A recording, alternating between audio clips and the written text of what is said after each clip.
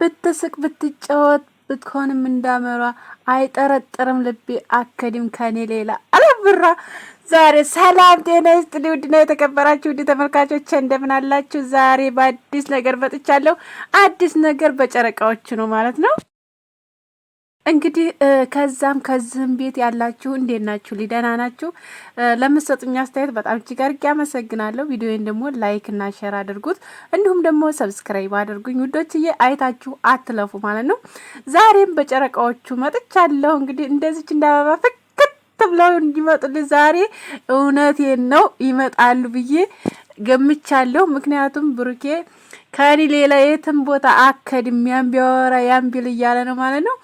የትም እንደማከድ እናቃለን፣ እኛ ሁላችንም እናቃለን። ይሄን ነገር ግን ያን ነገር ደግሞ እንደምታገብረው እርግጠኛ ነኝ አቶ ብሩክ ማለት ነው። እና እንግዲህ ጨረቃዋ ደግሞ ዛሬ ፏብላ እንድናያት እኔ እውነት ምኞቴ ነው ማለት ነው።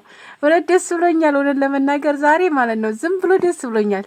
እና እንግዲህ ዛሬ የሚለቀቀው ቪዲዮ እርግጠኛ ነኝ በጣም ደስ በሚል ቪዲዮ ይመጣሉ ብዬ አስባለሁ። እና ቤተሰቦቼ ደግሞ እየነጣጠላችሁ ያላችሁ እየለያያችሁ ያላችሁ እናንተ እንግዲህ ያው እነሱ እንደማይለያዩ እየተናገርኩ ነው። አሁንም ዛሬም ነገም እነግራችኋለሁ ደግሜ ደጋግሜ ማለት ነው። ስለዚህ እንደዛ እየነጣጠላችሁ የነበሩት እነሱ መቼም አይለያዩ ማለት ብሩኬም እንደሚወዳት እናውቃለን፣ ሀይሚዬም እንደምትወደው ታውቃላችሁ ሁላችሁም። ስለዚህ አይለያዩም፣ መቼም አይለያዩም። ምንድነው ወደን አይደለም ግን እዛ መካከል ገብታችሁ ግን እናንተ ግድ ተለያዩ የምትሉ ልጆች እውነት እኔ ግርም ይለኛል። አሁን እሺ ሰላም ሆነው በፍቅር ሲመጡ ደግሞ ምንድነው ይሆን የምትሏቸው? ምን ልትሏቸው ይሆን? እንደ ጌታዬ ሆይ አቤት! እንደው እኮ እኛ እንደው ኢትዮጵያዊ እኮ ማናመጣው ነገር የለም፣ ማንለው ነገር እኮ የለም። እንግዲህ ደግሞ የሆነ ነገር ተጥሩባቸዋላችሁ አዙራችሁ። እንግዲህ ልጁን እሷ ናት ይዛ የመጣችሁ ቤት አግኝቶ እንደዚህ ለምን አደረገ እንደገና ደግሞ መልሶ አመጣት ጥሎ ይሆናል እኮ እናንተ አይቀርባችሁም። እዛም የምትሉት አንዳንድ ናችሁ ነን ለመናገር እንደዛ አይነት ነገር በነገራችን ላይ ብዙ ማለት በብዙዎቹ ደረጃ በሚባል በእንደዛ አይነት ነገሮች በጣም ከባድ ነው።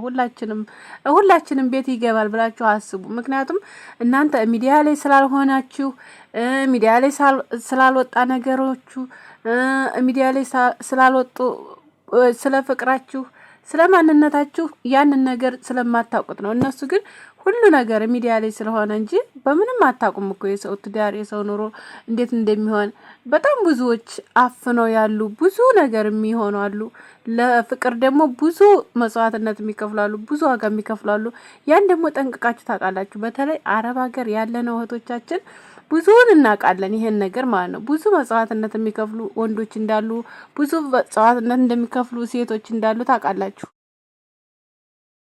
እና ስለዚህ እነኚህ ሁለት ልጆች የሚዋደዱ የሚፋቀሩ በስስት የሚተያዩ ልጆች ተነጣጠሉ እያላችሁ ግሩፕ እየከፈታችሁ አንዴ በቱክቱክ ትባላችሁ፣ አንዴ በኢንስታግራሙ፣ አንዴ በቃ የሌለ ነገር በቃ እነሱ ያላሰቡትን ነገር የምታስቡ ልጆች ግን አንድነታችሁን ደግሞ የምታሳዩ አቤት ደስ ስትሉኝ ሆነ ለመናገር እውነት በቃ ደስ ስለምትሉኝ ደግሞ እናንተ እኔ እኮ እናንተን ደግሞ ባያችሁ ራሱ አልጠግባችሁም። ሆነ ለመናገር በቃ እኛ ሁሉንም እያየን ወዴን አይደል የምናያቸው አይደል ፈቅዴን ነው እኮ የምናያቸው። አለማየት እንችላለን የምትሉ ልጆች አላችሁ፣ ደስ ትላላችሁ እውነት።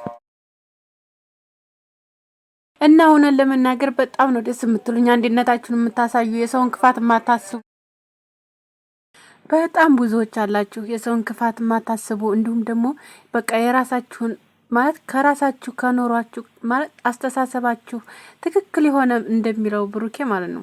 እውነት አስተሳሰባችሁ እንደራሳችሁ በተሰብ የምታዋላችሁ እውነት ይሄ ነገር እኮ በነገራችን ላይ በሚዲያ ውስጥ እንደዚህ እኮ ነው ያለ ነገር በሁላችንም የሚደርስ ነገር ነው። በሁላችንም ይሄ ነገር የሚከሰት ነው።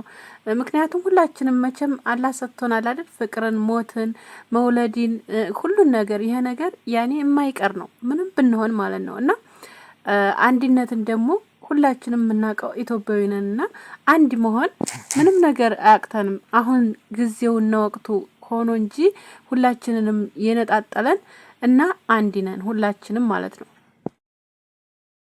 እና እህቶች እናንተ ምንም የምታገኙን ነገር የለም ማለት ተጣላችሁና ተጋጫችሁና ተወራወራችሁና ምንም የሚገኝ ነገር የለም። በሚዲያ ላይ ያለ ነገር ደግሞ አይጠፋም። ሁልጊዜም በቃ የሚቀመጥ ነገር ነው። ያን ነገር ማሰብ አለባችሁ ማለት ነው። እና በሚመጣው ነገር ሁላ ያን የምትወዱት ሰው እኮ ትወዳላችሁ። አትወደዱ እኮ አይደለም። ማንኛውም ሰው ሰውን አይጠላም አይደል? ይወዳል። ግን መጣላት የለባችሁም። እኔ እንትናን እወደዋለሁ፣ እኔ እንትናን እገድፈዋለሁ የሚባል ነገር የለም። ሰው ሰው ነው አይደል? ሰው ስለሆነ በሰውነቱ ብቻ እናከብራለን፣ እንወዳለን። ማንኛችንም ብንሆን ይሄ ነገር ሁላችሁን ጭንቅላት ውስጥ ቢሆን እኔ በራሴ ደስ ይለኛል። እውነት እህቶቼ እና ያልሆነ ነገር ውስጥ ገብታችሁ መሰዳደብ፣ መነጋገር ምናምን ያ ነገር ለነገ ለእናንተ ብዙ እንትኖች ይዞባችሁ ሊመጣ ይችላል። በማታውቁት መንገድ ማለት ሰው የሚረዳው አንድ ሰው የሆነ እናንተ አሁን በቅንነት ነው ያን ነገር ልትናገሩ የምትችሉት። ይሄን ነገር አወቅኩ ብላችሁ ነው አይደል የምትናገሩ። ግን ያ ነገር ዞሮ ታገኙታላችሁ፣ በሌላ መንገድ ዞሮ ታገኙታላችሁ። ያ ነገር ደግሞ ለእናንተ አስፈላጊ አይደለም። እኛ የመጣነው እዚህ ለስራ ነው፣ የተሰደን ነው። ባገኘነው ነገር ፈታ ማለት እንፈልጋለን፣ መጫወት እንፈልጋለን። ስለዚህ ያን ነገር ስራችንን መስራት እንፈልጋለን። ነገ የመጣንበት አላማ አለን። ብዙ አላማዎችን አስቀምጠን የመጣ ነው ቤተሰቦቻችን የምናስተዳድረው። ስለዚህ ያን ነገር ማስታወስ አለባችሁ እና ሁላችሁም በተቻላችሁ መጠን የምትገድፏቸውን ሰዎች የሆነ በቃ መከፋፈል ላይ ባታስገቧቸው፣ እንዲሁም ደግሞ በቃ ወደ ፖለቲካ ባታስገቡ። ያን ነገር ወላሂ እመክራለሁ እኔ በራሴ ማለት ነው። እና ሁላችሁም መልካሙን ነገር ይግጠማችሁ። በያላችሁበት ሁላ መልካም ነገር ተመኙ ማለት ነው። ለማንኛውም ሰው ክፉ ነገር አታስቡ። መጥፎ ራሱ ባሰባችሁ ሰው መልሳችሁ መጥፎ አትሰቡበት። ምክንያቱም ያ ሰው መጥፎ ያሰበው ሰው መልሳችሁ እናንተ ደግሞ በመልካም ነገር ያንን ሰው መልሳችሁ ታሸንፉታላችሁና ማለት ነው። እና ይሄን ነገር ተማሩ። እውነት ይጠቅማችኋል ብዬ አስባለሁ። ከራሳችሁ ጋር ደግሞ ለማውራት ሞክሩ፣ ለመነጋገር ሞክሩ። ምክንያቱም አንድ ሰው ያ ሰው አጥፍቶኛልና እሱንማ እንደዛ አድርጎኝል እንደዛ ሰዓት ብላችሁ አሁን በሀገራችን ራሱ ሀገራችን ላይ የሆነ ወይ ሳንቲም ከልክሏችሁ እያለው ወይ የሆነ ነገር አድርጓችሁ ያ ሰው ማን እንደዚህ እንዳልሆነ እኮ ዛሬ እንደዚህ ያደረገኝ ሰው ነው እሱ ብላችሁ የምታስቡት ሰው አለ አይደል?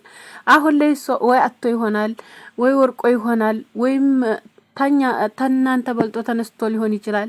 ለዛ ለሰው ግን መልካም ነገር አስቡለት፣ መጥፎ ነገር አታስቡበት። ምክንያቱም እሱ የራሱ ህሊናው ይወቅሰዋል ማለት ነው። እና ስለዚህ ይሄን ነገር እባካችሁ እህቶቼ በምንጠቀመው በራሳችን በስልካችን ራሱ ብዙ ነገሮችን እያወራን ብዙ ነገሮችን እያል ራሳችን ኃጢአት ውስጥ ማስገባት የለብንም። ራሳችንን የሆነ አልሆነ መንገድ ውስጥ መወርወር የለብንም። ያን ነገር አስቡ። እናወዳችኋለሁ ሁላችሁንም።